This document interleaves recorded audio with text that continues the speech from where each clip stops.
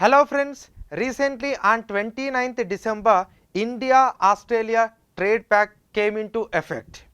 This is India-Australia Economic Cooperation Trade Agreement, that is India-FTA. The people in both the countries are celebrating it as India-Australia Unity Agreement. It is a moment of great joy for India because of two reasons. First one, in this calendar year, this is the second major trade agreement came into effect. Earlier was one with the UAE and second one is with the Australia. Second one, this trade pact has filled the vacuum created when we move out of RCEP agreement. Today with this, barring China and a minor trade partner New Zealand, with all the countries we are having the free trade agreement.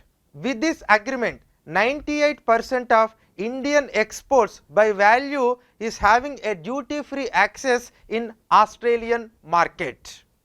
And how much trade that India is doing with Australia?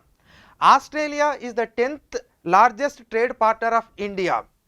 In this financial year, in the last 7 months from April to October, India exported a goods and services worth of $5 billion to Australia, and India imported $12 billion worth of goods and services. In total, it is around $17 billion. By the end of financial year, it will goes up to $25 billion.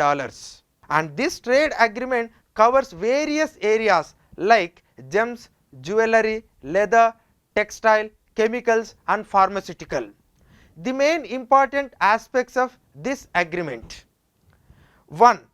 Australia is completely depending on a raw material and intermediary goods, and India can certainly access to that intermediary goods at a competitive prices for its own production, and Australia is depending on imports for its finished products, and India can supply the finished products to the Australia.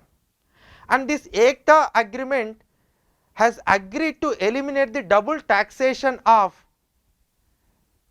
IT services. This saves billions of dollars to the Indian IT industry. And this agreement is also going to help the Indian students who are studying in Australia for their post-study work, and the time period can extend from 18 months to 4 years. And there is also going to be a special visa quota for some of the services personnel like yoga teachers and chefs. Another great important aspect of this agreement is the sensitive sectors to the India like agricultural produce and dairy sector kept out of this agreement. Generally, whenever Australia signing an agreement, they won't kept it out, but this is a great achievement. And with this agreement, we are expecting like it promotes more investment and it can create 10 lakh jobs in India, and also we will take our bilateral trade to the $50 billion in the next 5 years. Thank you. Amrita IAS Academy.